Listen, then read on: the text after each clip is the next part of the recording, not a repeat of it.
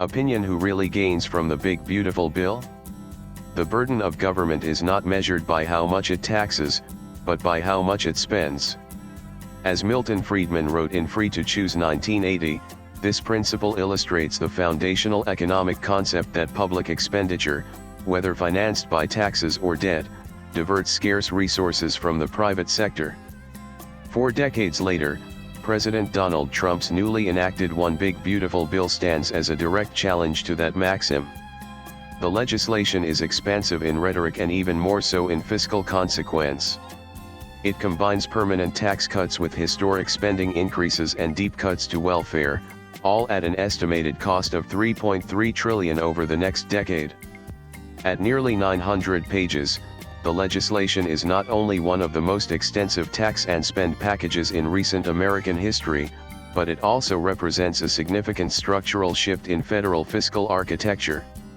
The Congressional Budget Office (CBO) estimates that the bill will increase the federal budget deficit by 1.3 percentage points of GDP annually over the next 10 years.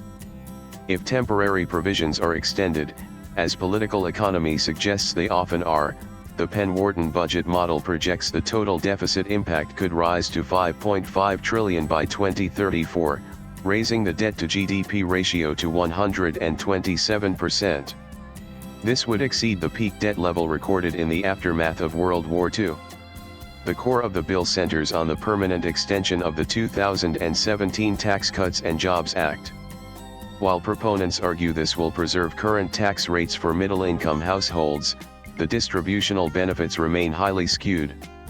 According to estimates from the Tax Policy Center, the top 0.1% of earners will experience an average annual after-tax gain of $290,000.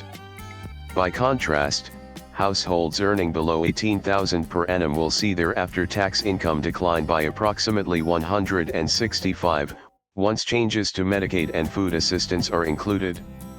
The tax provisions are supplemented by a range of new deductions, including a $25,000 deduction for tip income, a $12,500 deduction for overtime pay, and a $10,000 deduction for interest on car loans for domestically manufactured vehicles. These provisions are, however, temporary and will expire after the 2028 tax year. More importantly, these deductions are income capped and structured in such a way that the majority of benefits accrue to middle and upper middle income earners. Households earning more than $150,000 annually will see these benefits phased out entirely. On the expenditure side, the legislation makes structural changes to the American welfare state. Medicaid will see the introduction of stringent work requirements, increased eligibility checks, and mandatory cost sharing for recipients. Enrollees with incomes between 100 and 138% of the federal poverty line, approximately $33,000 for a family of 4, could face out-of-pocket health care costs of up to $1,650 per year. These changes, according to the CBO, will result in 11.8 million individuals losing Medicaid coverage by 2034. An additional 4.2 million are projected to lose coverage due to the rollback of Affordable Care Act subsidies. The bill also restructures the Supplemental Nutrition Assistance Program (SNAP). States will now be required to contribute between 5% and 15% of benefit costs if their administrative error rates exceed 6%. Simultaneously, new federal work requirements will apply to able-bodied adults without dependents and to parents of children aged 14 and above. These measures are expected to remove 270,000 vulnerable individuals from SNAP rolls over the next 3 years, according to the Center on Budget and Policy Priorities. In the domain of energy policy, the legislation repeals key tax credits introduced under the Inflation Reduction Act (IRA) for wind, solar, and battery storage projects. While these credits had catalyzed a surge in renewable investment, their removal is expected to reverse that trajectory. Princeton University's Zero Lab estimates that clean energy projects initiated after 2026 will face capital cost increases of up to 50%.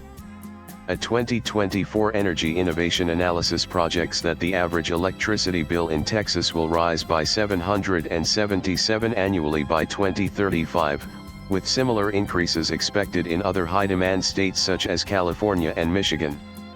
The repeal occurs at a time when national electricity demand is projected to increase by 15 to 20% over the next decade, driven by the expansion of artificial intelligence infrastructure and electrified transport.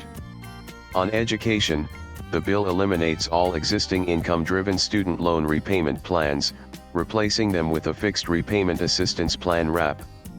Under the new scheme, a typical borrower with a college degree will pay approximately $2,900 more annually compared to the Biden-era SAVE plan. Graduate and professional students will face borrowing caps of $100,000 and $200,000 respectively, along with exclusion from previously available forgiveness programs. Moreover, the bill expands school voucher programs by providing a 100% federal tax credit for donations to private school scholarship funds. The Joint Committee on Taxation estimates that this provision could cost up to $51 billion annually. In contrast, federal allocations for the Individuals with Disabilities Education Act stand at only $14 billion, and Title I funding for low-income schools at $18 billion. The disproportionate allocation of resources is expected to exacerbate funding challenges for rural and public schools, which serve more than 80% of all U.S. students. The bill also includes a significant expansion of federal enforcement capacity. The budget for Immigration and Customs Enforcement ICE is increased from $8 billion to $30 billion annually. This is the largest single increase in federal law enforcement funding in modern U.S. history. In parallel, the Office of Management and Budget receives a $100 million fund to identify efficiency gains across the executive branch. Critics have described this as a discretionary slush fund that allows executive overreach without congressional appropriation oversight. Collectively, the One Big Beautiful Bill constitutes a comprehensive recalibration of American fiscal priorities.